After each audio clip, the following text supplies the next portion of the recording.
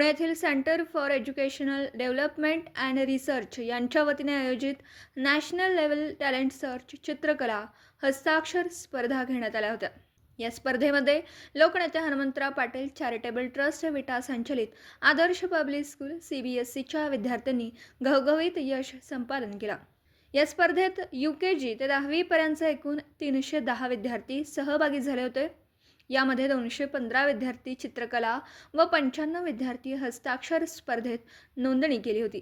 यामध्ये स्नेहा सुजित शिंदे 8वी, अद्विका विश्वजित पाटील 2री, श्रीनेही विक्रम जाधव LKG, जयवर्धन सुहास मानी 2री, आरोही रवींद्र चव्हाण 4थी, आराध्या रामचंद्र धनवडे 3री, प्रांजल ओंकार पाटील 5वी, शौर्या सुहास तळेकर 6वी, नीरा तन्वीर मुजावर 5वी, आरोही Yogesh Mahadik UKG या सर्व यश संपादन केलेल्या विद्यार्थ्यांना कलारंग पुरस्कार देऊन सन्मानित करण्यात आलं।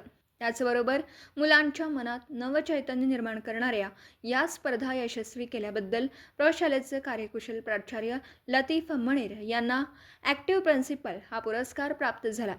या स्पर्धेकरिता योगदान देणारे कला विभागाचे अष्टपैलू कला शिक्षक प्रमोद दिवाणजी यांना ॲक्टिव्ह आर्ट टीचर पुरस्कार प्राप्त झाला असून संस्थेचे संस्थापक अध्यक्ष ॲडव्होकेट सदाशिवराव भाऊ पाटील, संस्थेचे अध्यक्ष ॲडव्होकेट वैभवदादा पाटील यांनी पुरस्कार प्राप्त विद्यार्थ्यांचे, कला शिक्षकांचे, प्राचार्य यांचे कौतुक करून पुढील शैक्षणिक कार्यासाठी शुभेच्छा दिल्या। संस्थेचे कार्यकारी संचालक PT पाटील साहेब यांनी त्यांचं अभिनंदन केलं। या पुरस्काराचा गुणगौरव सोहळा प्रशालेमध्ये अगदी उत्साहात पार पडला।